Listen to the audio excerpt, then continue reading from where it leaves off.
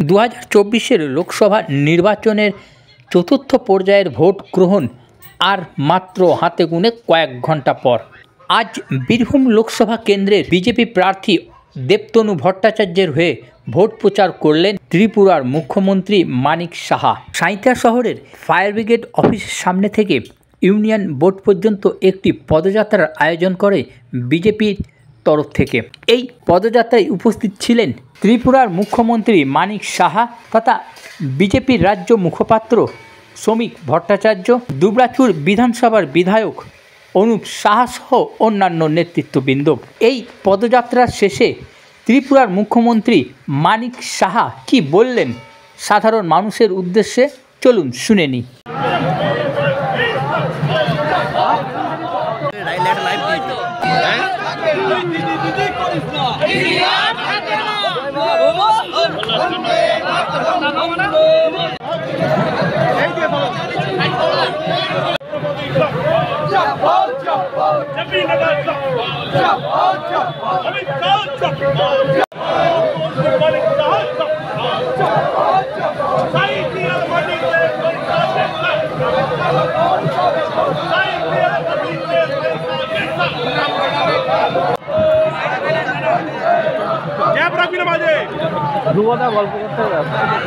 ভারত মাতা কি জয়।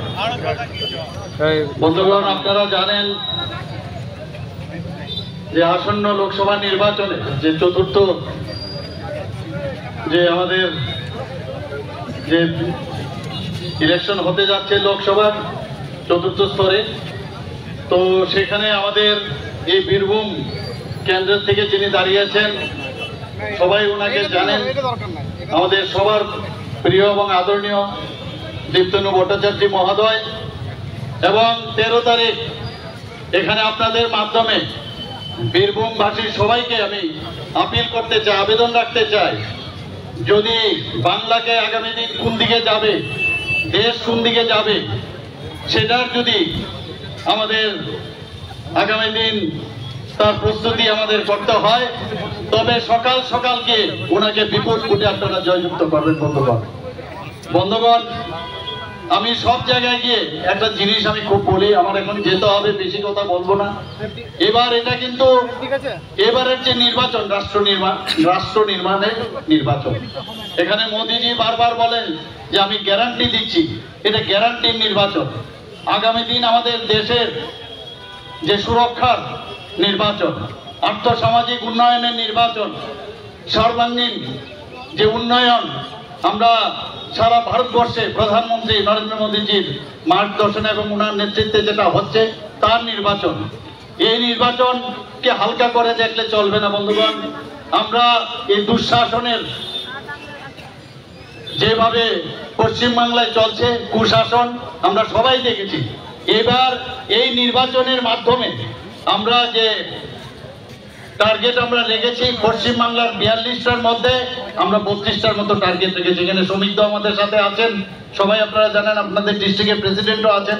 আমরা বারবার এই কথাটা বলি যে অবশ্যই এবার আমাদের দেখাতে হবে যে আমাদের 400 পার, আর আমাদের পশ্চিমবাংলায় আমাদের 30 পার, অর্থাৎ 32 আমাদের করতেই হবে। বন্ধুগণ, আমরা ত্রিপুরাতেও দেখেছি 35 বছরের রাজত্ব, সেই দুঃশাসন এবং কুশাসনের রাজত্ব বামফ্রন্টের আমরা দেখেছি। সেখানে আমাদের সেই কংগ্রেসের সময়ও সে জোটের রাজনীতি আমরা দেখেছি, সেখানে একই অবস্থা। এবং এখন আপনাদের কাছে স্পষ্ট হয়ে গেছে যে একই আদিলি এই দিক আর ওই দিক। এখন কংগ্রেস ভবন থেকে সিপিএম এর ফ্ল্যাগ বেরোয়, আর সিপিএম এর যে ওদের ভবন সেখান থেকে সিপিএম এর ফ্ল্যাগ বেরোয়। এই হচ্ছে এই অশুভ জোট। ইন্ডি জোটের বিষয়ে আপনারা সবাই জানেন, যদিও পশ্চিমবাংলায় ইন্ডি জোট হয়নি, এখানে আবার আলাদা আলাদা করে লড়ছেন। এটা কিসের ইন্ডি জোট?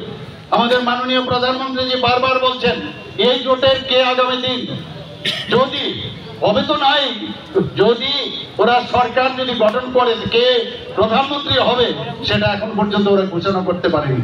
আপনারা দেখেছেন কেরালাতেও সেই সিপিএম কংগ্রেসের বিরুদ্ধে রাহুল গান্ধীর এগেইনস্টে ওখানে ওরা লড়ছে। বিভিন্ন জায়গায় এখন ঘুরছে, কোন জায়গায় গেলে সিট সুরক্ষিত হবে সেই জায়গায় ঘুরছে, মাইক্রোস্কোপ নিয়ে ঘুরছে। বন্ধুগণ, আপনারা জানেন যে ইন্ডি জোটের যে এখন বর্তমান অবস্থা, আপনারা শোলে সিনেমা নিশ্চয়ই আপনারা দেখেছেন। শোলে সিনেমার মধ্যে সেই ধর্মেন্দ্র এবং অমিতাভ বচ্চন কি বলল, যাতে জেলারের কাছে এই খবরটা যায়, কি খবর, যে পিস্তল আ চুকা है। আর জেলার আসানি যখন শুনলো যে পিস্তল আ চুকা है, ওর সমস্ত যে জেলের পুলিশকে নিয়ে ও চলে এসো একটা জায়গায়, এসে বললে হল আধা পায়ে আধা টাইমে আর বাকি মেরা সাথ আও। এরপরে হঠাৎ করে গিয়ে দেখলো পেছনে কেউ নেই। তো ইন্ডি জোটে শেষ পর্যন্ত আইই থাকবে, আর কেউ থাকবে না। বন্ধুগণ, এই দেশকে যদি শক্তিশালী করতে হয়, মোদীজির হাত আমাদের শক্তিশালী করতে হবে। বন্ধুগণ, আমি নিশ্চিত যেভাবে আমি বিভিন্ন জায়গায়, আমি বালুর ঘাটেও আমি গিয়েছিলাম, মালদাতেও গিয়েছিলাম, কালকে উত্তর কলকাতাতেও আমি গেছি, সমস্ত জায়গায় আজকে আপনাদের এখানে এসেছি, বীরভূমেও যেভাবে মানুষের মধ্যে সারা পাচ্ছি, সত্যি আমি অত্যন্ত আনন্দিত, খুশি। এবং মাননীয় প্রধানমন্ত্রী যে আপনাদের দিকে তাকিয়ে আছে, কবে বাংলা এই অপশাসনের হাত থেকে মুক্তি পাবে।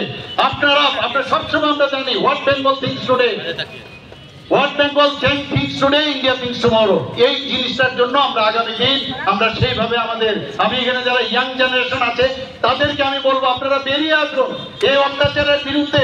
সন্দেশকালীর মতো অবস্থা যেন আর না হয়। নানা রকম আমরা জানি, এই পার্কস্ট্রিটের ঘটনা আপনারা জানেন, সব জায়গায় আপনারা দেখেছেন, একটা ঘটনা করে তারপর সেটাকে ধামাচাপা দেওয়ার জন্য নানাভাবে কলা কৌশল করে সেই ব্যবস্থা ওরা করে, এখনো সেটা করছে। মানুষ সব বুঝে, এখানে ইন্ডি জোটের যারা আছে, কংগ্রেস এবং সিপিএম, ওরা কিন্তু রাজশব্দ করছে না। ওনারা কি বলছেন, আমরা জানি কি হয়েছে, ওটা কিন্তু বলছেন ওরা। কাজে এই অবস্থার মধ্যে আমরা ত্রিপুরাতে যদি শান্তি প্রতিষ্ঠিত করতে পারি, সেখানে আমাদের মাননীয় প্রধানমন্ত্রীজির নেতৃত্বে, আপনারা কেন পারবেন না? নিশ্চয়ই আপনারা পারবেন।